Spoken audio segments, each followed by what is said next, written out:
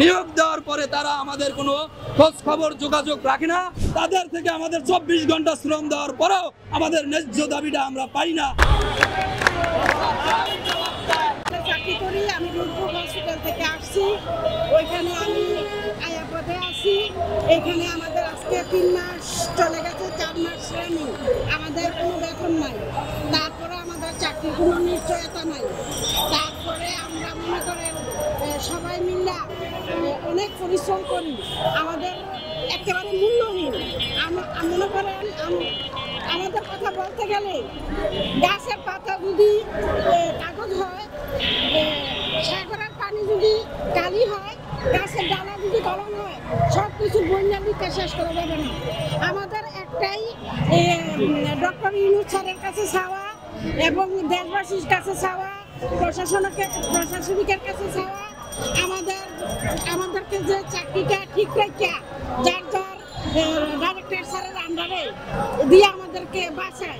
আমাদের সকালের ছেলে মেয়ে আছে, স্বামী সন্তান আছে, আমরা ছেলে মেয়ে স্বামী সন্তান পড়াশোনা করাইতে পারতেছি না, বাসা ভাড়া দিতে পারতেছি না, বাড়িওয়ালারা আমাদেরকে দৌড়াইতেছে, তাদেরকে দেখলে আমরা পলাইয়া বাসায় যাই।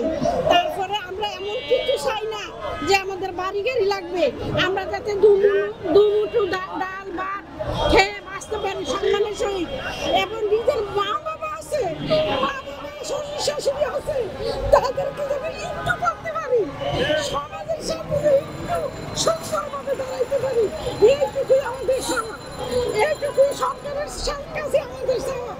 আমরা এমন কিছু চাই না যে বুঝতে বাড়ি গাড়ি বা বিল্ডিং, আমরা রোহিঙ্গা না, আমরা বাংলাদেশি, আমাদের তাও কোনো মূল্য নেই, আমরা মূল্যহীন, আমরা ডাল ভাত খেয়ে বাঁচতে চাই।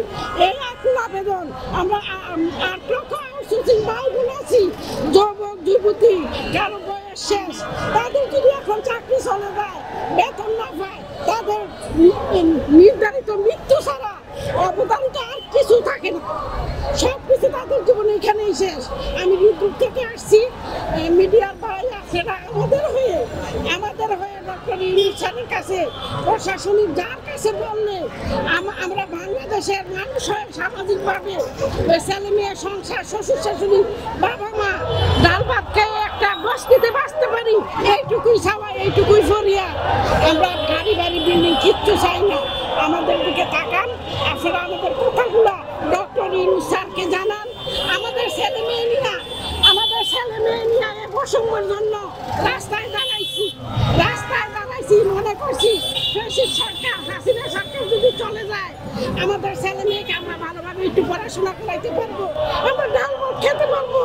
এখন আমরা ডাল ভাত তো দূরের কথা, এখন আমাদের পেটে ভাত নাই, ফলনে কখন নাই, ছেলে মেয়ের পড়াশোনা নাই, বুড়া বাবা মা ওষুধ দিতে পারি না, বুড়া বাবা মা ওষুধ দিতে পারি না, শ্বশুর শাশুড়ির দিকে এখন নিজেরাই খাইতে পারি না, আত্মসম্মান নিয়ে তাদের সামনে দাঁড়াইতে পারি না, তারা যখন খাবারের কথা বলে, শরীরের ব্যথা ডাক্তারের কথা বলে, তখন আমাদের চোখের পানি ছাড়া নির্গমে কান্না ছাড়া। ঠিকাদারির মাধ্যমে থাকলে আপনাদের অসুবিধাগুলো কি হয়, সমস্যাগুলো? আউটসোর্সিং এ থাকলে আমাদের সমস্যা হয়েছে, সরকারি একই ডিপার্টমেন্টে চাকরি করি, চতুর্থ শ্রেণী, বাংলাদেশে না সারা বিশ্বের ইতিহাসে এরকম কোনো নজির নেই যে সরকারি প্রতিষ্ঠানে কোনো সংবিধানের কোনো অনুচ্ছেদে নাই অস্থায়ীভাবে কর্মচারী নিয়োগ দেওয়া। সেখানে অস্থায়ীভাবে আমাদের নিয়োগ দিয়ে মাসের পর মাস আমাদের বেতন বকেয়া থাকে। যেমন ভূমি মন্ত্রণালয়ের অধীনে আমাদের 76 মাসের বেতন বকেয়া, যা পৃথিবীর বিশ্বের কোনো দেশে এরকম কোনো ইতিহাস নাই।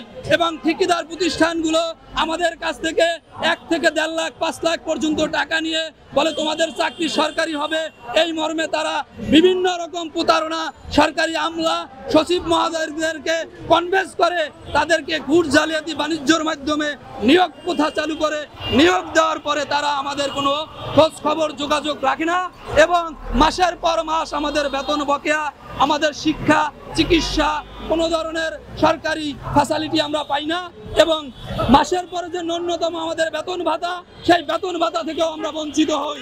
তাহলে আমরা এই ঠিকাদারি প্রথা চাই না, অবিলম্বে এই ঠিকাদারি প্রথা বাতিল করে আমাদেরকে স্ব প্রতিষ্ঠানে আমাদের রাজস্ব করণ করে আমাদের চাকরির নিশ্চয়তা দেওয়ার জন্য মাননীয় প্রধান উপদেষ্টা ডাক্তার ইউনূস স্যার এবং সকল উপদেষ্টা মহোদয়কে আমরা মেসেজ দিতে চাই যে বাংলাদেশে কেন একই রাষ্ট্রে বসবাস করি, একই জায়গায় থেকে কেন আমরা তাদের থেকে আমরা শ্রম আরো বেশি দেই।